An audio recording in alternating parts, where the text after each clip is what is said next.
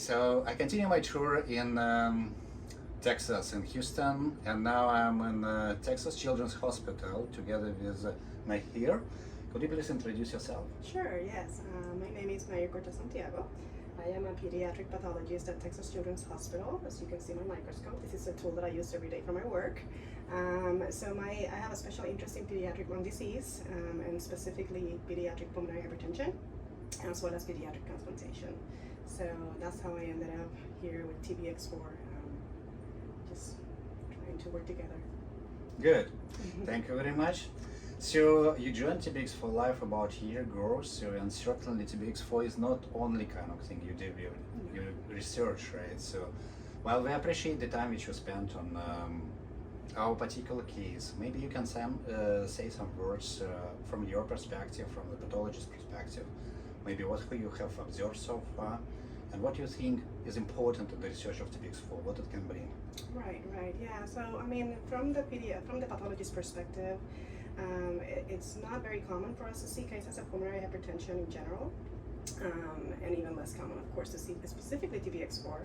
However, I have managed to see a few of those in my career, and I think one of the most striking things about this the TBX4 syndrome is the wide spectrum of presentations it can have, both clinically as well as pathologically under the microscope. So I do think that working on trying to understand what is underlying this such variability will be key to improve patient outcomes and management and all that. So I think that's what we all are aiming for here. Okay. And on that way, on the path of the understanding, so what do you think the critical enablers? What would allow you, for example, to contribute to that better? Yeah, right. So I think, like I said, as a pathologist, we're limited by the tissue we get and with the tissue we can see. I think it is very important to be able to incorporate pathology into every research that is done in medicine. I think putting together all the pieces, meaning the histology that's present within the lungs, as well as the genetics underlying the disease and the clinical presentation of the patient, all of that together is probably going to give you a better holistic idea of what's going on and what is explaining the variability in the patients. So I think ultimately, not that you're going to go and biopsy every patient, of course, but I think it is important to keep in mind that to move this forward, we do need that component, that part of it, and any kind of lung tissue would be useful to have to incorporate into that algorithm that we're working on to understand it better. I understand, yeah. That's the same thing actually we see everywhere and discussed also with other initial this data and in your process, with your research process, the data is practically, the initial data is a tissue sample, yeah, right? So, yeah. And I think it would be very useful for just for awareness even of the disease and what the different manifestations can have. Yeah, biopsy, as we know, is quite invasive procedure, right? So that's what limits actually probably the amount of samples as well.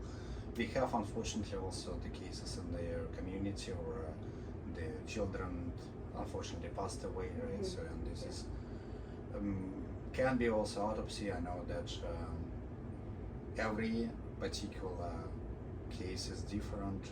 Every particular case matters. So I would say that if you can somehow share those samples, that can help to drive research, right? So because this is very, very, very unique thing and very hard to do something without the real sample of that something. Unfortunately, there is no any other methods to understand that on that deep level. And not only pathology, you can do much more with the tissue, right? You can do the histology, you can do molecular, you can do some transcriptomics, so many things that you can do to help you understand what's going on better. So definitely. Okay. Is there something in particular, some message which you would like to share with the TBX4 community, or maybe wish something to TBX4Life? Yeah, definitely. I think one of the things that struck me the most when I joined TBX4Life is the level of engagement of everybody that has joined so far, from the scientific community and medical community and now the patients. I think the families can be assured that there's a global community that is very committed to moving this research forward and understanding this disease better. And I think TBX4Life is bringing all the pieces of this puzzle together. The scientists working on the basic science behind it, the clinicians that work every day with the patients, and most importantly, the families, right? Without the families, we can't do anything. So I think great things are going to come out of this initiative, and I am very much looking forward to what those are going to be. No, wonderful. So Nahir, since you also can speak Spanish and I cannot, so maybe can you send a few words also for our Spanish-speaking families? Yeah, of course. So yo en español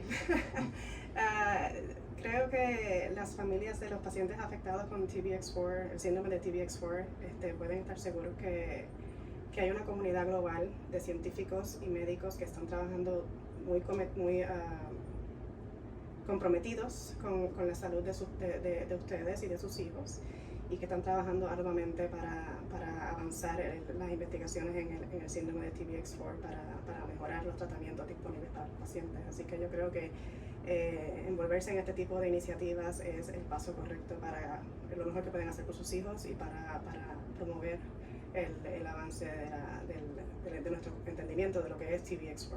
Así que muchas cosas buenas vienen de camino, así que hay mucha fe en lo que esto puede lograr. Gracias muchos. De nada. That's the only what I can say in Spanish. That's good Thank you enough. very much to be No in our problem. team, so thank you for the support. Sure, thank you.